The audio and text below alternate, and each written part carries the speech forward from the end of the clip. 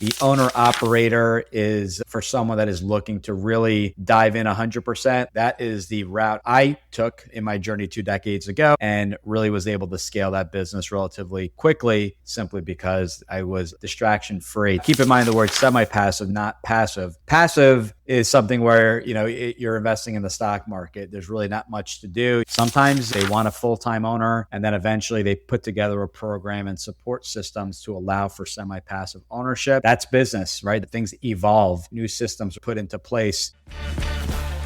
Welcome to the Franchise Freedom Podcast, where you can escape the corporate trap through franchise ownership. Here's your host, Giuseppe Grammatico, the Franchise Guide.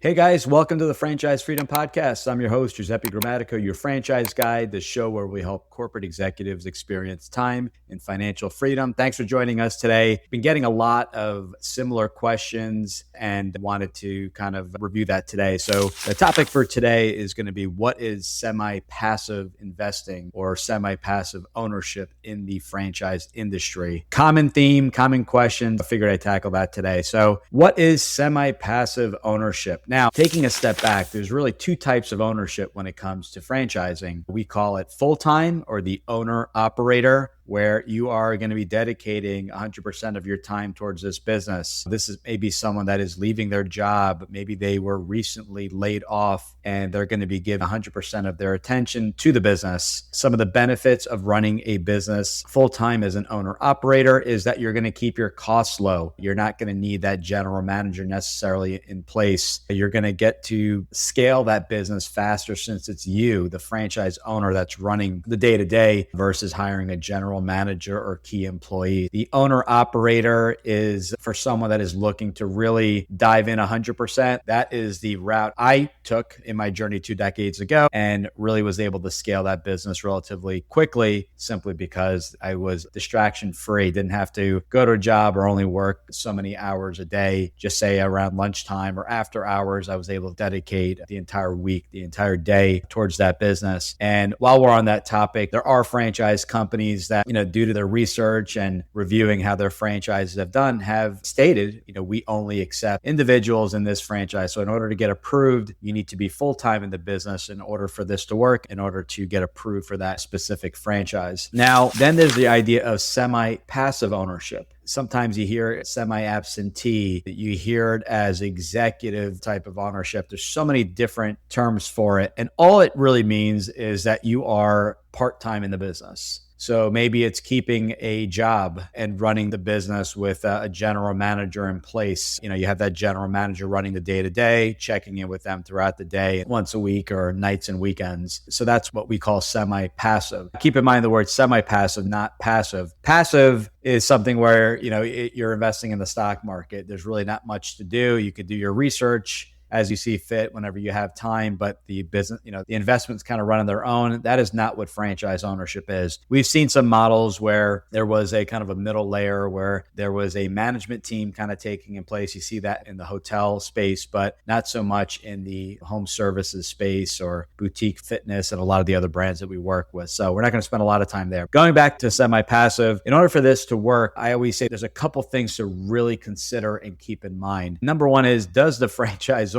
allow for semi-passive ownership? Now, semi-passive ownership that you're able to put in so many hours a day while keeping a job, or it's splitting the time up with your spouse, your partners, because everyone's tackling different roles, but there's really that key employee in place. It could be a general manager, an operations manager. There are some brands out there that you're really just empowering one employee, maybe not paying them a manager salary, but having someone as kind of the go-to for anything that needs to get done or follow up and things like that. So this is what we call a semi-passive, but equally as important, the franchisor has to support it. Also find out what they're doing. What are the service offering that the franchisor has in place? So it could be a manage the manager, train the trainer program. It could be turnkey marketing where the leads are being funneled over to a call center. Maybe they offer bookkeeping service. So they're offering these additional services in order for you to be able to be as hands-off as possible. When doing your due diligence, you want to definitely actually find out the offerings, what the franchisor has in place in order to support their franchisees. When doing this type of research, you also want to talk to semi-passive owners. You want to talk to full-time owners just to compare notes. In a semi-passive style business, obviously you're going to have more costs because if there is that general manager in place, there may be an additional salary, additional payroll that you have to factor into your item 7, which is going to be your first 90 days of operation. So what is that salary? With payroll expenses and taxes and everything else that gets added to the mix. And I encourage everyone, regardless of what they're leaning towards, look at both options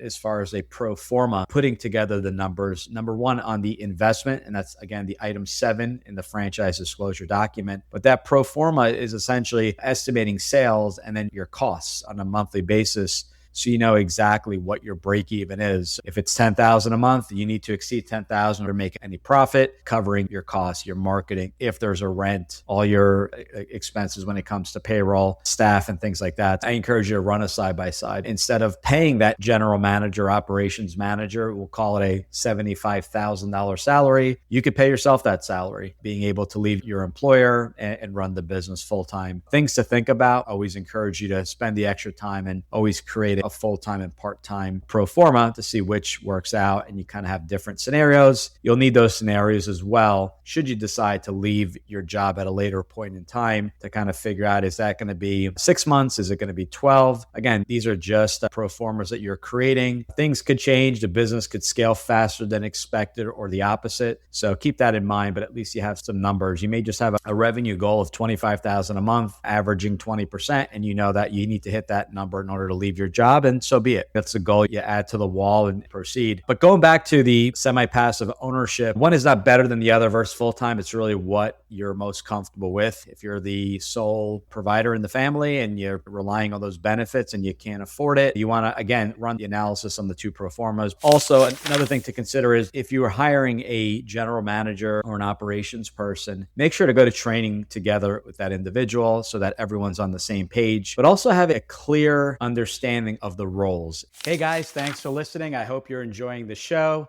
As a thank you for being a valued listener, wanted to offer you a free copy of my book, Franchise Freedom. This book was written back in 2020, and it's my exact blueprint in helping you find that perfect franchise. I wrote it based off my experiences and wanted to pass that along to you. Want to chat today? You can book a call directly on our website, top right side of that screen, and you can schedule a 20-minute call. We'll dive into if a franchise is a good fit, help you get qualified, and figure out what that perfect franchise match may be. So I hope you take me up on my offer. Once again, Franchise Freedom. Download the book today for free or book a call with me directly, and we'll help you bypass all that information you find online. Most importantly, figuring out if a franchise is the right fit, and then figuring out what that perfect franchise looks like. So thanks again for listening to the show, and back to the show. This is an area I think that will increase your odds of making this all work significantly, because you want to be on the same page as that manager so that you know exactly what their responsibilities are. They know what their responsibilities are when you are available. So if you have a job and you are only available 12 to 1 Eastern for lunch every day, that is the only time they can call you. They should know that. What decisions can they make? If offering a customer a credit, allowing a customer to cancel, whatever the case may be, they need a clear understanding. I recommend something as simple as a Google document or a Google Sheet. That way it's live, it could be shared, it tracks all the changes, and it's something that you can edit on a daily or weekly basis. So maybe it's a responsibility or task you didn't think of initially. You can add that to the list. Or maybe it's something that you want to take off the plate of the manager. For example, accounting review once a week. That's something you want to handle. It's a good kind of exercise to write all the tasks and then, kind of slide them left for the manager, right for the owner. Or if you have other individuals, that way everyone knows exactly what their roles are and responsibilities. But I think that's going to be key, because if you're hiring a manager and they expect to be talking to you every hour and you have a full-time job, that is going to be an issue. So they need to understand the role, their responsibility, what they can and what they cannot do, hiring, firing, credits, you name it, so that they're very clear. And that's something you want to be meeting with that individual, if you can, at least daily initially. Maybe that's in the evenings or at lunch. And then maybe you change that up to in person once a week, especially if you have a job that you could work from home, or at least one Zoom meeting a week, and just kind of figuring out and gauging where the support is needed. Do they need additional training? Are there questions on responsibilities or tasks, and getting very clear? To recap, two main types of ownership in the franchise space, and that's owner operator full-time, and then there's semi-passive ownership. Some people call it a side hustle. It's really a business on the side, so you can use any phrase you want, but essentially it's figuring out what availability you have throughout the day and how much time you could dedicate towards this business. Then you have passive ownership, which really doesn't exist, not much in the franchise space. So I would focus on the first two. With semi-passive ownership as well, considering when you are available, if you have flexibility during the day, great. But if that availability is only nights, weekends, and holidays, we need to plan accordingly to find a brand that would work with. It's going to be a combination of the right franchise company as well as the general manager running the day-to-day. It's really setting the expectation that when you're looking at brands, one of the most important things we talk about is knowing the role in the business, what exactly you'll be doing in the business, average day in a life. Also comes down to availability, because we want to make sure that franchisor will support that decision to run the business semi-passive, where you need to create a pro forma accordingly, a task responsibility list for the entire team, and make sure that's something you're comfortable with, while simultaneously creating that pro forma for a full-time owner, so that you can get a clear understanding of the break-even and expenses that come along with a full-time owner, as well as a semi-passive owner that has that general manager in place. So I hope this was helpful. There's a lot of buzz terms and words and phrases and things like that, but ultimately, at the end of the day, the franchise companies have that franchise avatar, who they're looking for as their ideal franchisee, based off the feedback, based off the performance of the franchisees in the system. Sometimes they want a full-time owner, and then eventually they put together a program and support systems to allow for semi-passive ownership. That's business, right? Things evolve, new systems are put into place. One final note on a owner operator, if that's someone that's full-time, that can, in a sense, be run part-time if it's a husband and wife team where maybe you're both putting in part-time efforts equaling a full-time owner. So these are things to ask the franchisor or whoever you're speaking with in the very beginning of the process to see if it works, because it's going to save you a lot of time and a lot of headaches in exploring brands if they don't allow that type of ownership. If they just want the one person full-time, whatever the case may be, you want to make sure you're aligned with that franchisor. And this is addressed in the very beginning. We're talking first, second call, so they have a real good understanding if this is going to be a good fit. And if it's not, part ways. Look for other companies that perfectly align with your skill sets, how you want to run the business, and obviously have availability in your markets. I hope this was helpful. We hammered the two types of ownership, but I just wanted to make it clear because there's a lot of misconceptions, a lot of questions around this. I encourage everyone to really explore your job. If you have a job, what is your flexibility? If you work from home, can you maybe answer more phone calls and emails? Maybe there's another position in the organization that can give you some more flexibility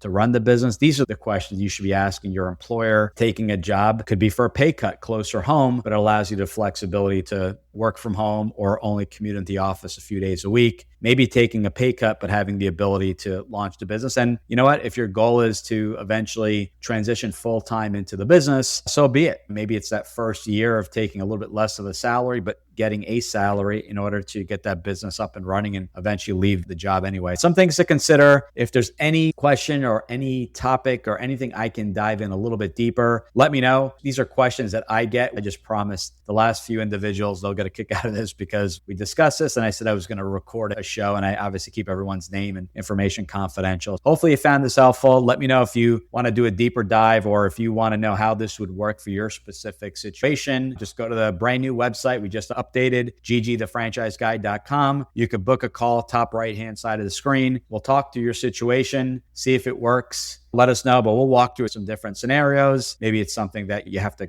go back to your employer to see if you could work from home or have a little bit more flexibility. But love to talk through the process, answer any questions. Maybe we'll create another episode, but I appreciate all your support. Let us know in the comments, thoughts. Was this helpful? Was it not? Can I help in any other way? Go to the website. We have a ton of previous episodes. We're going to be revisiting a few kind of with some updates and if there are any changes, and looking forward to your feedback. Thanks again for your support, everyone. And we will talk to you guys soon. See ya.